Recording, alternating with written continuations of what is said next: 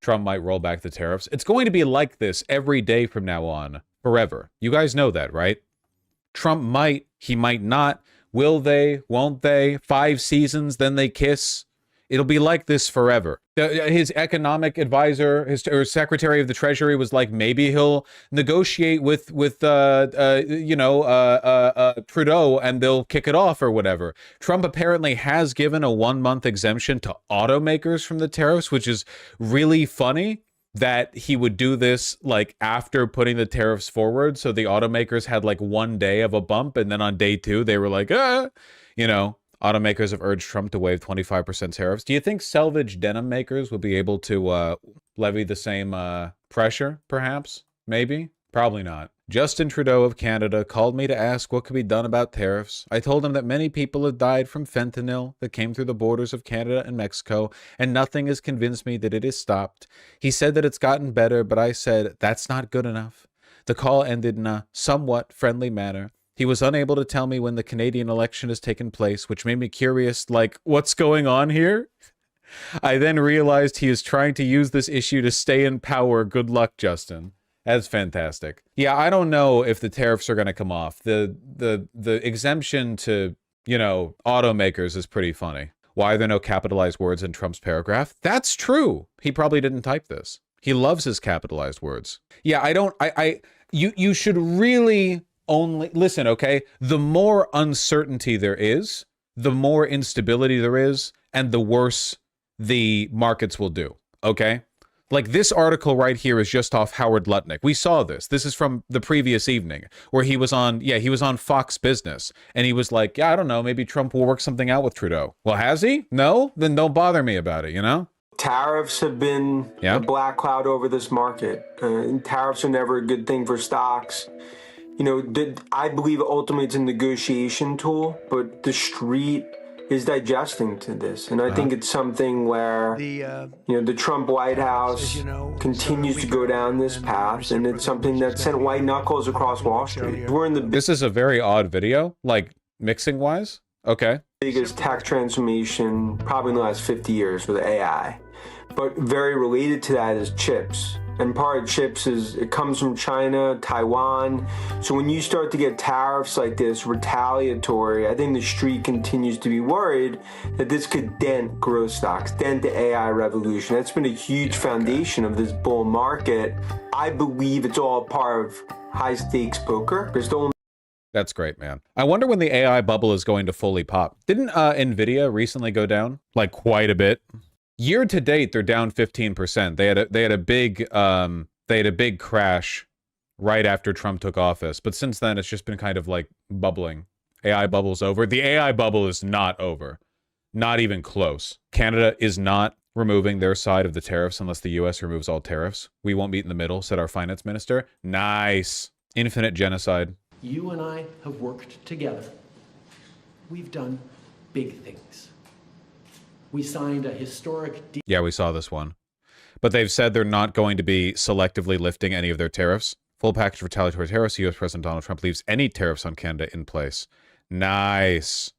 Trudeau's government is cool to the idea of a middle ground settlement in the trade war floated by U.S. Commerce Secretary Howard Lutnick. In particular, any scenario where Canada has to fully rescind its retaliatory tariffs in exchange for a partial rollback of American tariffs will be rejected by the Canadian Prime Minister, said one official, speaking on condition they not be identified. Based. Yeah, you can't give an inch anywhere. You have to. The Canadian people are willing to suffer. Are the American people? Yeah, no appeasement. He's so funny, man. Bear with me, Trump says, as both farmers and consumers brace for tariff effects. If there really is a plan to place external tariffs on American agricultural production, oh man, I hope so. It's hard to tell. It's hard to tell what's going to happen in the future, in general. I'm not American, but I'm very willing to see the American people suffer if that counts, Vosh, doing my part. You are doing your part, and I appreciate that. Thank you very much. Some of the impacts on farmers might not be felt until next harvest. Some products might actually get cheaper in the short run for consumers if exports suffer. And the price of corn, wheat, and soybeans accounts for relatively little of the price of most products.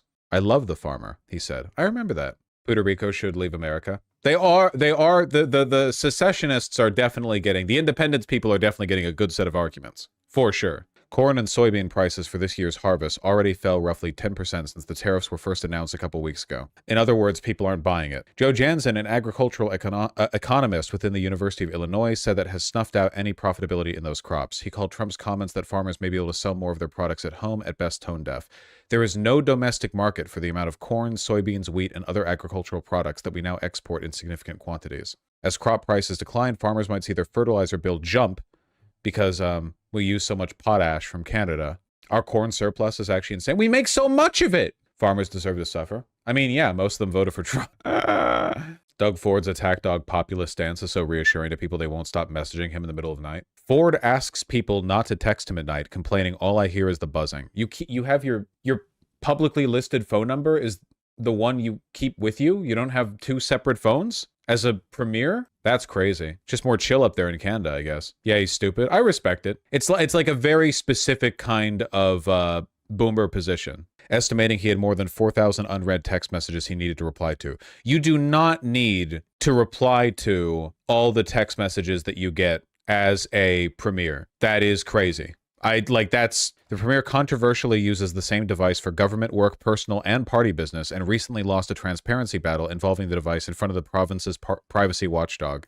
Ordered civil servants begin the work to access and disclose his personal call logs. Okay, all right. This is an insane thing of him to do, but okay. His brother was a crackhead mayor, don't forget. Who cares, man? That's based. Yeah, we shaming drug addicts now? What happened to you guys? How do farmers feel about this?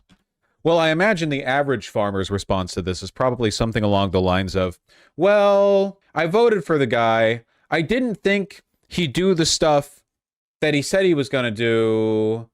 And, you know, I would still, would you vote for him again if you got the chance to? Yeah, but I still wish he'd change this stuff. Yeah, I know. Breaking, Zelensky has changed his mind again and announced he would not negotiate with Russia. This isn't new. He hasn't changed his mind at all. Нам відомо, що росіяни не змінили своїх позицій та вимог щодо України. Вони будуть вимагати скорочення нашої армії, будуть хотіти юридичну відмову від наших територій, також суттєвої політичної деформації України з послабленням української Конституції. І скажу, що насправді, поки ми всі в Україні будемо стояти разом і міцно, поки ми тут, ні в кого це I know I'm cutting off some of the subtitles, but you're getting the gist. Достойним. Слава Україні. Slava Ukraini. Exactly. This isn't new. Again, like the right-wing propaganda here, Zelensky does not want to discuss anything with Russians and make any concessions. He wants to continue the war. This is the same position he's had for like 3 years now.